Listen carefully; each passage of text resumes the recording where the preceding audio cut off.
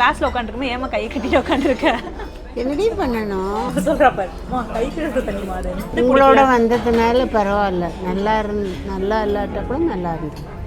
அம்மானா யாரு? எங்க அம்மா நான் சாப்பிடாட்டி சாப்பிட மாட்டாங்க, எங்க அம்மா நான் இல்லாட்டி சரியா தூங்க மாட்டாங்க, எங்க அம்மா எல்லாரையும் நல்லா பார்த்துப்பாங்க, அவங்க உடம்பு சரியில்லாட்டாலும் எங்க அம்மா அவங்களுக்குன்னு எதுவுமே வாங்கிக்க மாட்டாங்க. எங்க அம்மாவுக்கு வெளியே உலகமே பெருசா தெரியாது, ஏன்னா அவங்க வெளியவே போக மாட்டாங்க. எங்க அம்மா தான் வீட்டை சுத்தமா வச்சுப்பாங்க. எங்க அம்மாட்ட நான் கோபப்பட்டாலும் எங்க அப்பா கோபப்பட்டாலும் எங்க அம்மாவே வந்து பேசிடுவாங்க. எங்க அம்மாவுக்கு உடம்பு சரியில்லைனாலும் எனக்கு பிடிச்சதெல்லாம் சமைச்சு வச்சு நான் சாப்பிட்றப்ப அழகு பார்ப்பாங்க. எங்க அம்மா அப்பாவுக்கு காலையில எழுந்ததுல இருந்து ராத்திரி அப்பா தூங்குற வரை எல்லாமே பண்ணி வச்சிருப்பாங்க. எங்க அம்மா எங்க அப்பா பேச்ச தட்டவே மாட்டாங்க. எங்க அம்மா எங்க அப்பா கோபத்துல திட்டுனாலும் அடிச்சாலும் அதை மறந்துட்டு நான் அவரை எதிர்த்து பேசினா எங்க மேல கோபப்படுவாங்க. இப்படி எல்லாம் இருந்தாதான் அவங்க அம்மான்னு புனிதப்படுத்தி அவங்கள வாழவே விடாம முடக்கி வச்சுட்டு இருக்கோம். எங்க அம்மாவை நாங்க இந்த மாதிரி ஒரு டேட் மாதிரி பிளான் பண்ணி கூட்டிட்டு போகும்போது எங்க அம்மா கிட்ட கடைசியா நீங்க இந்த இடங்கள்லாம் எப்ப வந்தீங்க அப்படின்னு கேட்கும்போது எங்க அம்மா பல வருஷத்துக்கு முன்னாடி வந்திருக்காங்க. ஏன்னா எங்க அம்மாக்கு எங்க அம்மாவோட அப்பா, அதாவது எங்க தாத்தா வந்து பக்கவாத்துல இருக்கும்போது அவங்கள பாத்துக்கிறது, இப்போ எங்க அம்மாவோட அம்மா அவங்க வந்து வயசாகி அவங்கள முடியாம பாத்துக்கிறது, அதுக்கப்புறம் அவங்களோட மாமியார் வரும்போது அவங்கள பாத்துக்கிறது, எங்க அப்பா வருஷத்துக்கு ஒரு தடவை வரும்போது அவங்கள பாத்துக்கிறது, எங்களை ஸ்கூலுக்கு அனுப்புறது, எங்களை காலேஜுக்கு அனுப்புறது, இந்த மாதிரி மெஜாரிட்டி ஆஃப் த டைம் வந்து எங்க அம்மாவுக்கு வந்து அடுத்தவங்களை பத்தி யோசிக்கிறதுக்காகவும் அடுத்தவங்களோட நலனுக்காக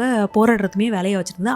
அவங்களுக்காக யோசிச்சதே கிடையாது. அவங்களோட தினசரி வாழ்க்கையில ஒரு பொட்டு வச்சு தலை சீவறதுக்கான டைம் கூட இல்லாதவளுக்கு அவங்கள ஒரு மிஷின் மாதிரி, ஒரு ஊதியமே இல்லாத வேலைக்காரங்க மாதிரி தான் நம்ம ட்ரீட் பண்றோம். நிறைய வீடுகள் அதான் நடக்குது. நம்ம அதையே அறியாம அதை புனிதப்படுத்திட்டே இருப்போம். எங்க அம்மா போல இல்லை, எங்க அம்மா எனக்காக இதெல்லாம் பண்ணுவாங்க, எங்க அம்மா எனக்காக அதெல்லாம் பண்ணுவாங்க அப்படின்னு சொல்லி அவங்களை புனிதப்படுத்திட்டே இருப்போம். இந்த பேட்டர்ன் தான் ஒவ்வொரு ஜெனரேஷனும் அது ஃபாலோ அப் ஆயிட்டே இருக்கு. இந்த ஜெனரேஷன் ட்ராமாவை வந்து ஒவ்வொரு ஜெனரேஷன் விமனும் அதை கேரி பண்ணிட்டே இருக்காங்க. இதை பிரேக் பண்ற மாதிரி ஏதாவது விமன் நம்ம பாக்குறோம் அப்படின்னா அவங்கள வந்து விமனே இல்லை அப்படிங்கிற ஒரு நேம் சொல்லி அவங்களை ஷேம் பண்றதா நம்மளோட பேட்ரியார்க்கி நம்மளுக்கு சொல்லி தந்த ஒரு விஷயமா இருக்கு. ஆக மொத்தம் இந்த பேட்டர்னை பிரேக் பண்றதுங்கிறது ரொம்ப ரொம்ப முக்கியமான விஷயமா இருக்கு. அப்பதான் நம்ம வந்து நம்மளோட ப்ரீவியஸ் ஜெனரேஷன் விமனா இருந்தாலும் சரி, இல்ல அதுக்கு முன்னாடி ஜெனரேஷன் விமனா இருந்தாலும் சரி, இல்ல இந்த ஜெனரேஷன் விமனா இருந்தாலும் சரி, இல்ல ஃபியூச்சர் ஜெனரேஷன் விமனா இருந்தாலும் அவங்கள இந்த மாதிரி நிறைய விஷயங்கள்ல இருந்து நம்ம காப்பாற்ற முடியும். அதாவது ஸ்ட்ரெஸ் அப்படிங்கிற விஷயம் ஒரு ஃபேக்டர் வந்து விமனை எப்படி அஃபெக்ட் பண்ணுதுங்கிறத நம்ம இப்போ காலகட்டத்தில் அவேர்னஸ் வந்திருக்கு. ஆட்டோ இம்யூன் டிசீசஸ் வர அளவுக்கு ஒரு ஸ்ட்ரெஸ்ஸை வந்து மென்டலி நம்ம விமனுக்கு தரோம் அப்படிங்கறது நம்மளுக்கு தெரியவே தெரியாம தந்துட்டு இருக்கோம். அதுல இருந்தெல்லாம் நம்ம விமனை வந்து வெளியில கொண்டு வரணும் அப்படின்னா நம்ம அதை எவ்வளோ